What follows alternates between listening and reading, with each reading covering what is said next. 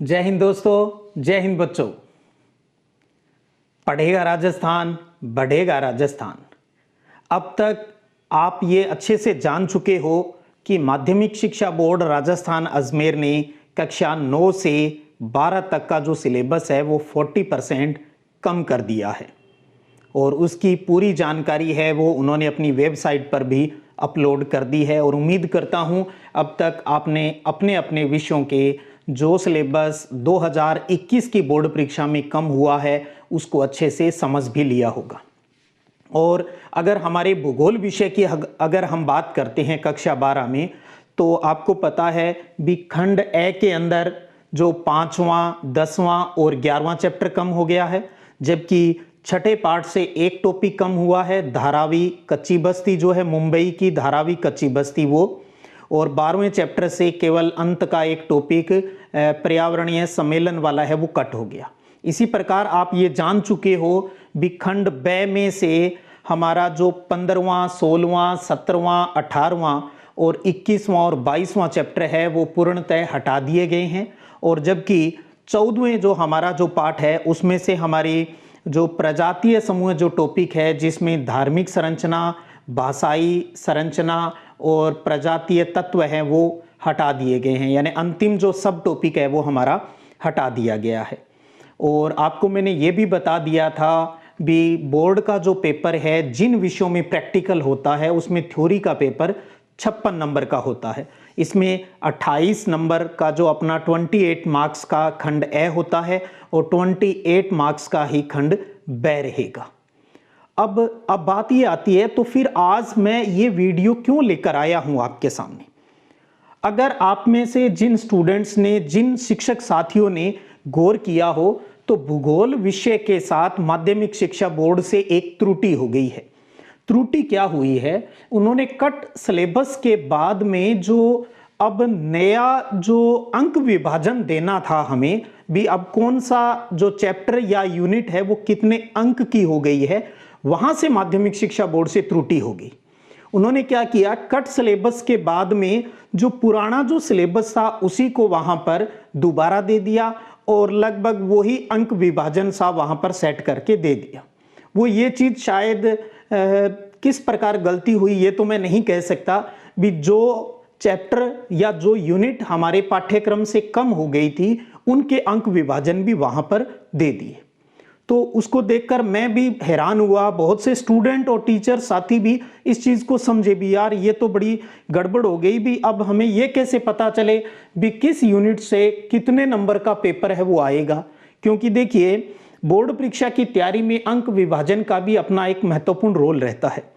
तो आपको पता है जैसे ही सैटरडे के ये आया सिलेबस का, तो अगले दिन संडे था, मैंने मंडे से ही लगातार माध्यमिक शिक्षा बोर्ड से संपर्क बनाए हुए था।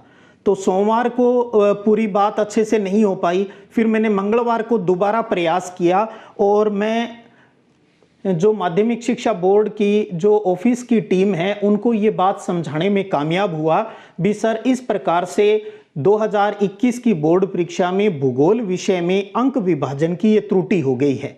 एक बार तो उन्हें भी सरसरी नज़र से जब उन्होंने देखा, मेरे फ़ोन पर ही बात हुई, मेरे पर्सनल नंबर से मैंने भी, उन्होंने मेरे से 2 बार संपर्क किया भी, सर हमारे समझ में नहीं आ रहा भी क्या त्रुटि ऐसी हो गई है, ये तो हमें तो सही लग रहा है। तो फिर मैंने उनको जब समझाया भी खंड ए में ये त्रुटि हो गई है, ब में ये हो गई है, तो उन्होंने मुझे पूरा अच्छे से सुना, टाइम दिया और उनको समझ में भी आ गई। तो मंगलवार को जब दोपहर में ये सारी चीज़ क्लियर हुई तो उन्होंने मुझे दोबारा फ़ोन करके ये भी बताया भी, सर आपकी ने वास्तव में ये जो त्रुटि बताई है ये हमसे हुई है और हमने आपकी इन सारी बातों की एक फाइल बनाकर जो भूगोल विषय की जो एक्सपर्ट टीचर्स की जो टीम बनी हुई है उसको उन्होंने फॉरवर्ड कर दिया है। यानी मंगलवार को ये फाइल है वो जो हमारी एक्सपर्ट टीम भूगोल विषय की बनी हुई थी उनको सेंड कर दी गई है। अब बात यह है भी वो एक्सपर्ट टीम अब उसको थोड़ा दोबारा रिव्यू करेगी, देखेगी भी कहाँ त्रुटि हुई है और अब कौन सी यूनिट है वो कितने नंबर की होगी, क्या है।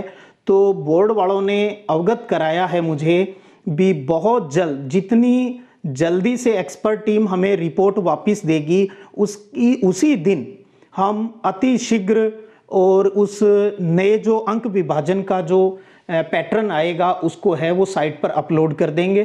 तो आप वहाँ साइट से भी देख पाएंगे और प्लस जैसे ही मुझे पता चलेगा तो मैं भी आपको वीडियो के माध्यम से वो अंक विभाजन की पूरी जानकारी देने के लिए उपलब्ध रहूँगा। तो आप समझ गए होंगे भी किस प्रकार से एक त्रुटि हुई। ये त्रुटि हिस्ट्री के साथ नहीं है, इंग्लिश में नहीं है, पॉलिटिकल साइंस में नहीं है, हिंदी साहित्य में ये नहीं है। मैंने काफ़ी सब्जेक्ट पर इस पर देखा भी था। हाँ, एक जगह और त्रुटि हुई माध्यमिक शिक्षा बोर्ड से, वो हुई हिंदी अनिवार्य में। हिंदी अनिवार्य में आपको पता है वहाँ पर सिर्फ व्याकरण के दो तीन टॉपिक है वो कम किए हैं।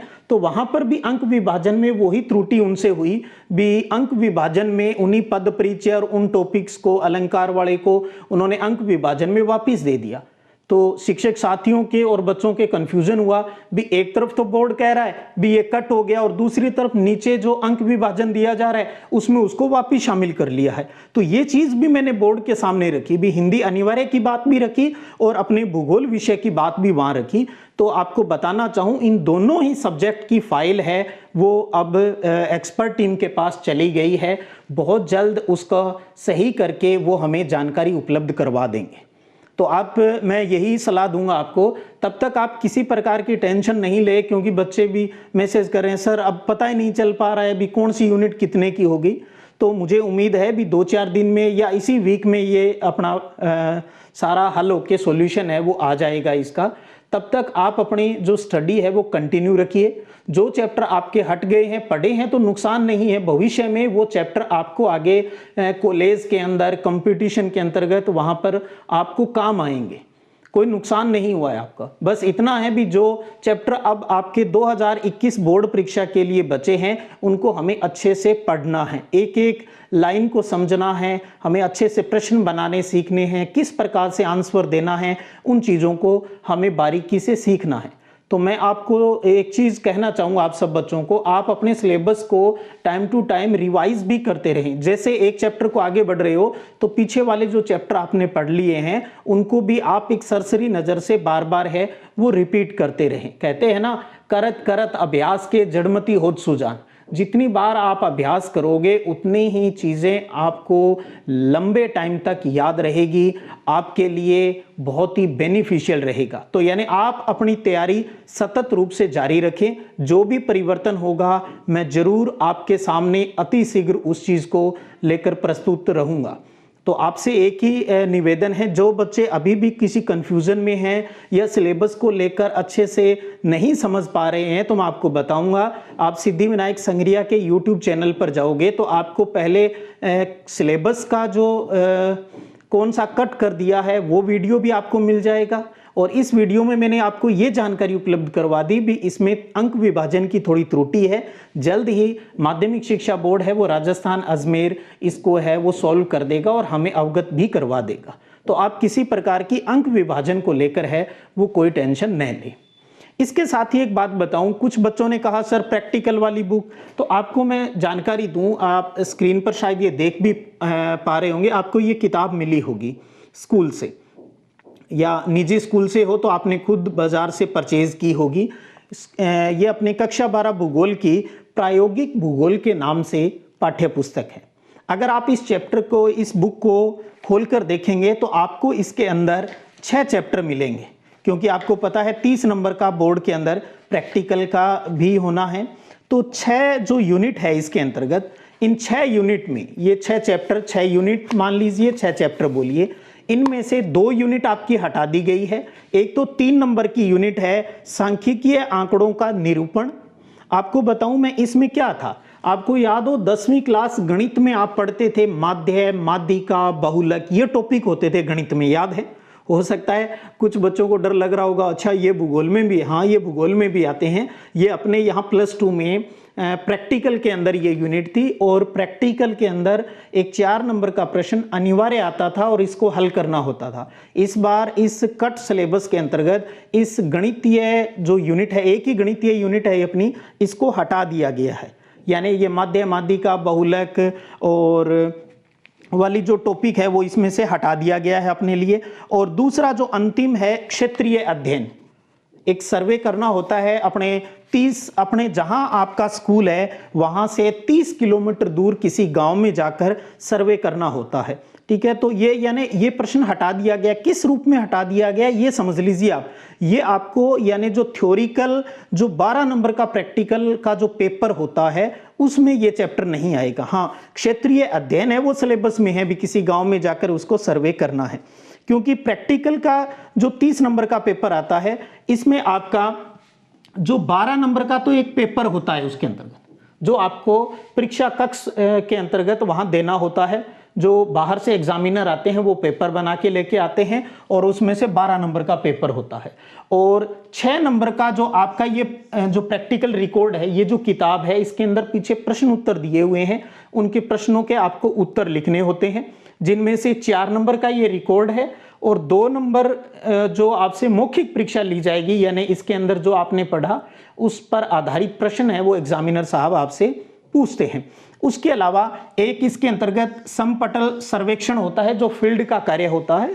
विस्तृत रूप से मैं आपको प्रैक्टिकल की जब तैयारी करवाऊंगा तो वहां पर इसके बारे में पूरी विस्तृत जानकारी उपलब्ध करवा दूंगा।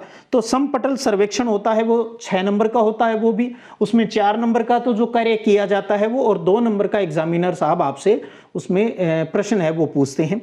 और 6 नंबर का जो फील्ड का सर्वे है उसकी एक फाइल बनानी होती है 2 नंबर का, और 2 नंबर का उस पर आधारित जो प्रश्न है वो आपसे पूछे जाते हैं। तो इस प्रकार से मिला के कुल है वो 30 नंबर का आपका बोर्ड का प्रैक्टिकल का पेपर होता है। ठीक है, 56 नंबर का आपका थ्योरिकल पेपर होता है बोर्ड परीक्षा में, और 20% यानी 14 नंबर आपके सत्रांक विद्यालय से भेजे जाते हैं। तो कुल 100 नंबर का पेपर होता है। और इन 56 नंबरों की भी बात करूं तो खंड ए वो भी आपका 28 नंबर का रहेगा, और खंड ब है वो भी 28 अंक का ही रहेगा।